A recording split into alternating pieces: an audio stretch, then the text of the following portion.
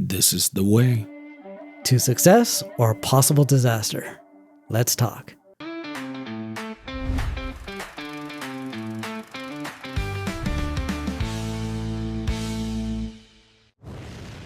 All right, welcome everybody to A&J Hot Takes.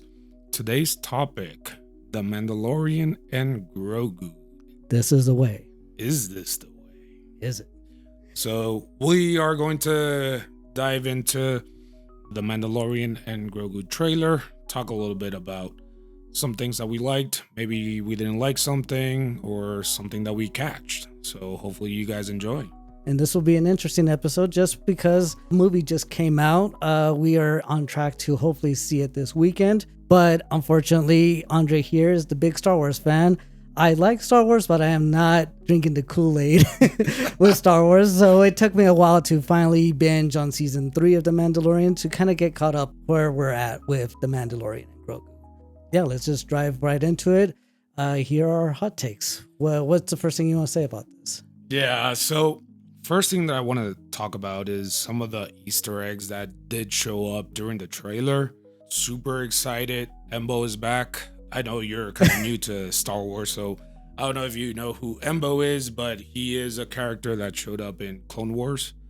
He's the one that has like that Japanese hat. He shows up and he has like that alien dog. Is he a bounty hunter? Yes, he okay. is a bounty hunter. I will say I did watch a video that talked about the cameos and things you're expected to see, and at least half of them was like, okay, cool. Yes. Andre has pushed Clone Wars on me, but I have yet to watch it. It just like I said, I like the series. It takes me a while to adapt something new, you know. Case in point, I barely got into Dungeon Crawler Carl, which is a hit series of books out there, and there's already 8 books, and I'm barely on book 1, so it takes a while for me. Well, at least you're going to know who I'm going to talk about next. Seb is back. So do you know who Seb is? He did show up in the show. Are you talking about the X-Wing fighter? No. So Seb is the purple dude. Oh, yes. Yeah, so he is from Star Wars Rebels, which we did get more characters from Star Wars Rebels and Ahsoka. So I'm excited to hopefully see everybody live action. They did say that this is going to be a shared universe, so expecting to see some of those in the movie. Am I supposed to watch Ahsoka as well in order to kind of get the full history? Because I know they talk about that Blue Admiral towards the end of season 3. Yes. And notice how I'm calling him the Blue Admiral because I have no idea what the hell his name is. His name is Thrawn. Yes. Thrawn. I want to say, not necessarily. I did get ahead of myself and heard a little bit about the movie. Apparently, they do a good job recapping so you know what to expect in the movie. Okay. And so I would say no. However, Ahsoka is a really good show, so I think you should watch it. I might be biased, but I think you should. Correction, you are biased. I am very biased. This is the way. Yeah. Well, I guess I'm speaking for the average viewer, like that knows of, as everybody calls him, Baby Yoda. It's Grogu. Do you really need to watch all this stuff to really appreciate it? I don't think you do. Mandalorian's a great show on its own, even if you don't know anything else about Star Wars. As my wife can attest to, I begged her to watch it with me, and she got into it, so she loves it. But she has no idea any of these characters or backstories or whatnot. So, I mean, that goes back to you. How you started off your hot take. Are the cameos the only thing pulling you in, or is it the storyline? No. Don't get me wrong. Like, the storyline is amazing in most of the things that they've done, at least in the Disney era. Might be a hot take. Not a fan of Star Wars Disney era. However, when you have Jon Favreau and Dave Filoni, put those two together, amazing stuff comes out. So for me, I have high expectations of continuing that storyline and bringing what they had in the show into what is the movie. So that is my hot take on that. I do think it's going to translate well. We're going to get a good movie that we haven't gotten in quite a while. Right. So cross my fingers. Hopefully it does work. Speaking of Easter eggs, I still want to mention, I don't know if you noticed while watching the trailer, they did a really good job getting the original Star Wars score and blending it in together with Mandalorian theme. Did you catch those? I remember the music being very Star Warsy, but I don't know. I guess only the true fan like you. Yes.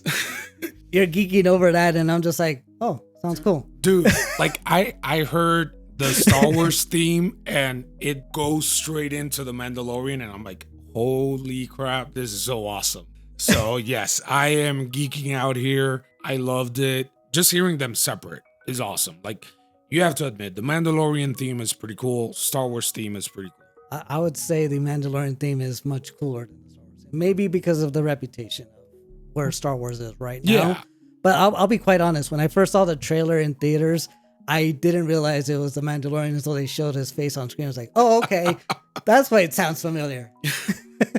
I am excited about that. Just a couple more things regarding Easter eggs. I did see that they go into a droid factory, so that's bringing that back to the Clone Wars. And there is a shot of an R2 unit. Mm-hmm. Yes, I know it is not R2D2, but just seeing another R2 unit in there, it does kind of reference R2 in that R2D2. That's my hot take on that. Do you have any hot takes? Yeah, so kind of what I was saying before, like, is the Easter egg and the cameos and the nostalgia enough to bring audiences out of their homes and into the movie theater? Why the change from a show to a movie? Historically, the past Star Wars films have not been bringing in the audience as they once did. And the show has been very successful on Disney Plus, but that's the caveat, right? You have to have Disney Plus. You need to spill that money monthly if you want to watch it. Or in my case, you could just pay for 1 month, binge it, and then cancel the next month if you don't want. But why that sudden change? Are we going to be alienating the fan base because they don't want to shell out $20 at the movie theater? And in turn, are we going to be pulling in new people that become fans and then I want to know what happens next, waiting for the next movie, which will not happen because if this movie is successful, it's going to go straight to Disney Plus with season 4 Mandalorian. So I want to flip that on you. What if a casual person who has heard about The Mandalorian, hasn't seen it because they don't have Disney Plus, goes to see the movie? Maybe what I told you does happen in the movie where they do a recap. So they have some knowledge, they see the movie, they like it, and then go into Disney Plus because of that. Or turns them away because of could be some of the controversy that's been surrounding Disney and their practices and stuff. Because it can feel like a cash grab, right? They in a discussion we had before this, I mentioned that movie theaters do bring in the money, right? And as long as that movie stays in theaters, the studio can continue to rake on it, and it's not necessarily the same money that they pull in from Disney Plus. Disney Plus, yeah, they've got millions of subscribers, but that goes towards all their productions, right? Whether it's a Disney movie, a Pixar movie, a Marvel movie, a Star Wars movie, ESPN sports shows, it's a pool of money that has to be shared amongst all that. Where Mandalorian Grogu money will go towards Star Wars, right? True. So, yeah, I'm hoping it's successful, that it does bring the audience, because I do want a season 4 of Mandalorian, especially with another hot take here, how bad, I wouldn't call it bad, but mediocre season 3 was, where the Mando kind of took a backseat to other storylines that needed to be finished or evil entities that had to be squashed. To me, season 3 kind of left that in a weird place, but I'm hoping this movie is successful. So here's, because we were talking about this earlier, where you were kind of bashing a little bit season 3, where you were saying underpowered Mandalorian, right? I didn't get that from the trailer though. Watching the trailer, it reminded me so much of Mandalorian season 1, yes, where he is the bounty hunter, right? It's like, I feel with this movie might not be a full reboot of Mandalorian and Grogu, but it does feel like they're going back to that origin of what Mandalorian is. He's a bounty hunter. Mm-hmm. That's what he's gonna be doing in the movie. At least that's what the trailer shows. Just this time, instead of finding Grogu, he has Grogu as his partner. Right. So they're gonna be doing all those bounties together.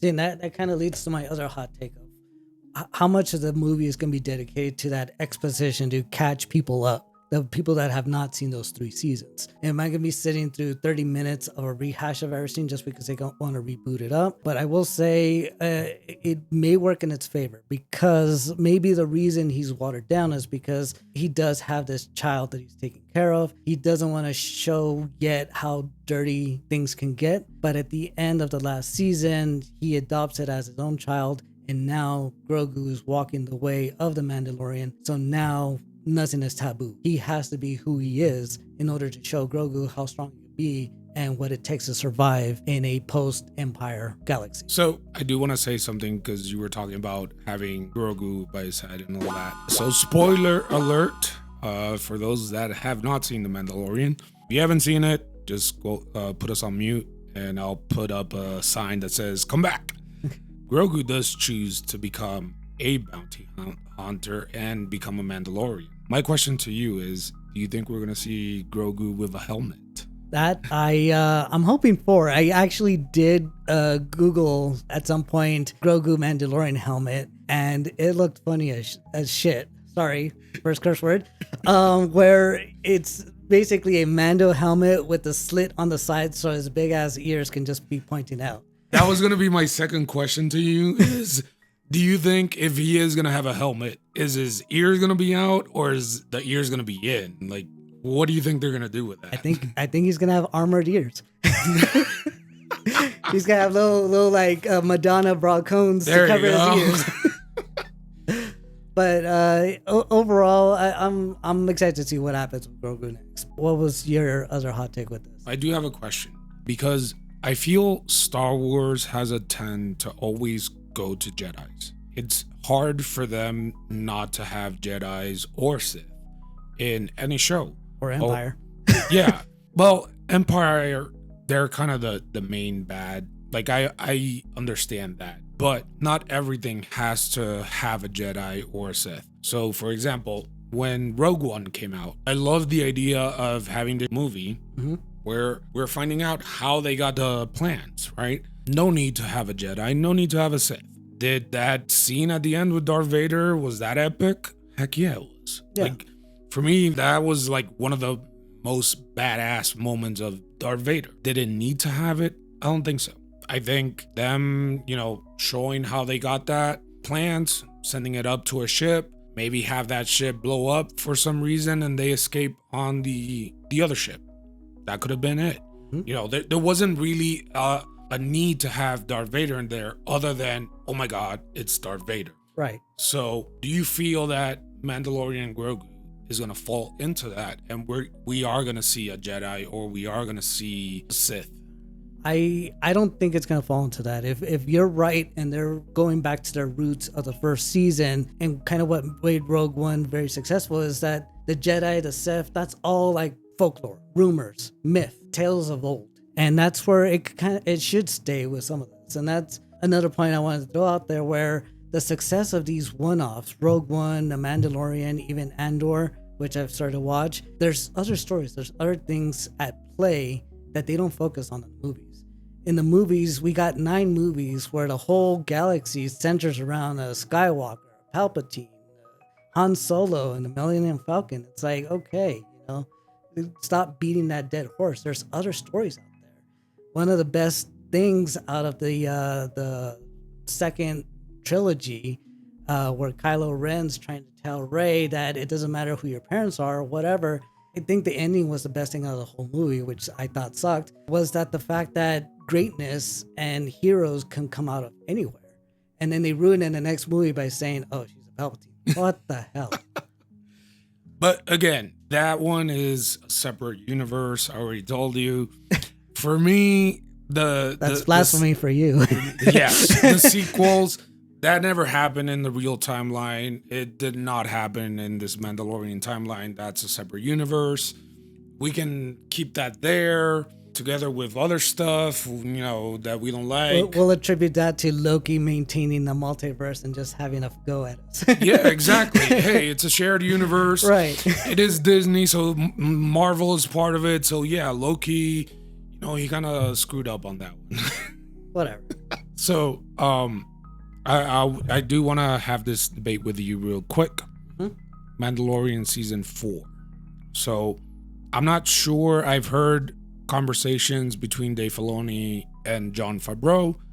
Yes, they are in talks of a possible season 4. Do you think season 4 depends on the success of this movie? I think it does. I think the success of this movie, well, not just season 4, but Star Wars as a whole is depending on it. I have not seen The Acolyte. I've heard very bad things about it. Yes. I've not seen the Han Solo origin story, which I heard was a bit of a shit show.